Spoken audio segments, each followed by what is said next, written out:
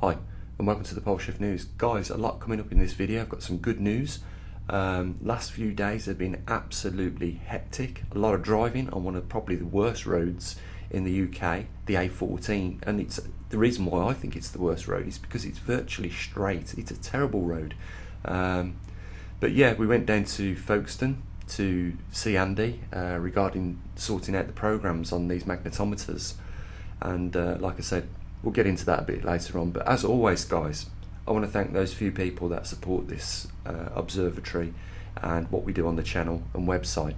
You know, without you guys supporting us on PayPal and Patreon, we wouldn't be doing this, what we're doing right now. We wouldn't have magnetometers all around the world, and you know, we wouldn't be able to do any more development on either the current magnetometers, the Trimag system, the magnetosphere sensor, or the Mark II magnetometers that are going to replace the ones that we've got out there already. So let's get into it, guys.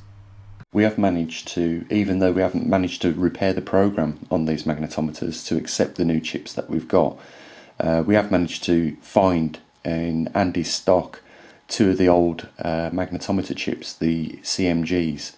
So, you know, we have the next two that can go to Russia.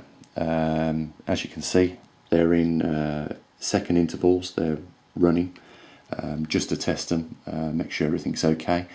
The other thing I remembered many months ago, sending Andy the FGM3 sensor.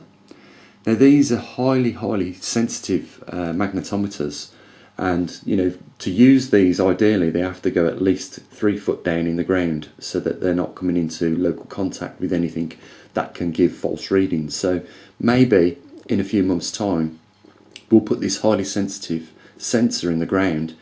We'll rig it up with a transceiver so that we can have the data sent from the outside ground position of this FGM3 sensor, and we can have it sent to the master indoors, which is perfectly doable because the NFR transceivers that we use are good for a kilometre, so you know it should reach, you know, within about 10 or 15 metres or so the master with no problems.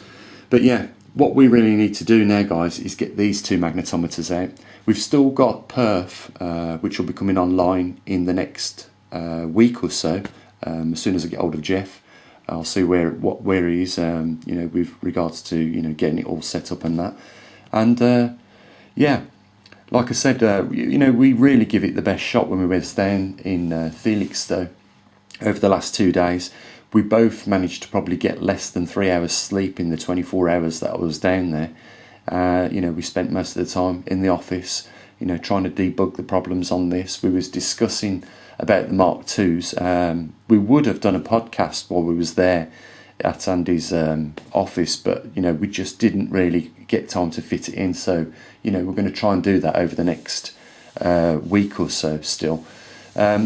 You know, what we have managed to do is, you know, talk about the Mark II, how it can be improved, you know, making some changes to the website as well, so we can have data live streaming up to the website so that you guys can see the data as it happens. So if there's any cause for concern at any given time, you'll be able to go straight up onto the website and have a look there, and you'll be able to go into the archives as well. So there you go, guys. You know, our M3 and M4, as you can see on the map in front of us, magnetometers are ready to go out. We just need somebody in those regions. So I've extended really the regions now from just Russia and China because it's looking very slim that we're going to get some in those regions.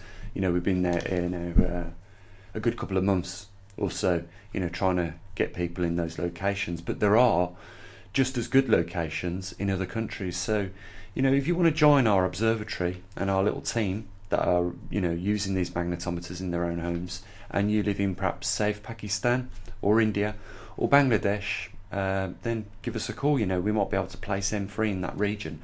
A couple of other countries that would be of interest would be Burma, Thailand, Cambodia, even Hong Kong or the Philippines. You know, anywhere we can get within these regions of M3 and M4 will be perfect to keep an eye on that Siberian magnetic pole right now over the northern hemisphere. As you guys know, we've got a magnetometer M1 and M2 in South California, Kentucky, which are now in their process of delivering their first month's data, or collecting it at least.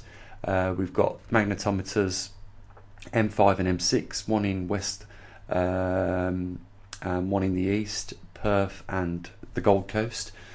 And you know, here in the UK we have the TriMag and the magnetosphere sensor. So very much now a global operation, and you know, we're collecting data from all these countries on one of the rarest anomalies that are taking place in our lives, guys. And it's really important to me, and I know it is to you guys, to keep you know, ahead of what's going on with regards to this, because we know mainstream media do occasionally mention it, but not in much detail, and they certainly don't deliver any of the implications that we could face as a result of that. But we know from the research that we've been conducting and what we've been monitoring how much the magnetic poles actually affect a lot of other anomalies on this planet, such as the climate right now. You know, I think it's really important that we keep up the pace, we keep the support coming in, and you know, we keep trying to improve the collecting of the data and the equipment that we use. So guys, you know, we're nowhere near finished. You know, what we do on the budget we get, I think you would agree with me, is amazing. It's nothing short of amazing. You know, we've got people all around the world that are prepared to have these magnetometers in their house, and you know, take their time out for us as well to do this, you know, to get us that data back to the UK where we process it, you know. And we wouldn't be able to do it if we weren't raising any money on the channel. That's why it's really important. I mean, what we do raise is around about, well, just over £1,000, and it's a month, and it's not a lot of money, guys. You know, when you're buying electronics, when you're sending these things out, you know, it's all has costs. You know, the time that's invested in, you know, putting these things together is a great deal of time. You know, so it's important that, you know, occasionally, and I know some people get a bit fed up with it, you know, but we have to just mention that the links are down there, you know, in order to keep the support coming, because at the end of the day, we don't have any corporate financial backing. We don't have any taxpayers' money, you know, put into this little pot of ours to keep this operation going. It is solely funded by you guys out there. So, you know, I'm going to leave it at that, guys. There's no point going on. What we're trying to do now is place M3 and M4 in those regions, either South Pakistan, India, Bangladesh, Burma, Thailand, Cambodia, Hong Kong, or the Philippines. So if you want to become part of the little team that we've got, and you live in one of those regions of the world, you know, Skype Genebeards, and you know, we'll link up on there and discuss it further. Maybe over in the next week or so, I could be sending one of those magnetometers out to you guys. Okay, I think it's time to go and say what I usually do, guys. You have a great week, and I'll catch up with you perhaps over the weekend. We're getting close to the 17th of the month, and you know I always take out the TriMag chip or SD card and the magnetosphere, and update the website with that data. So, you know, guys, links down there if you want to support us, and big thanks to those that have already and continue to do so. As always, bye for now.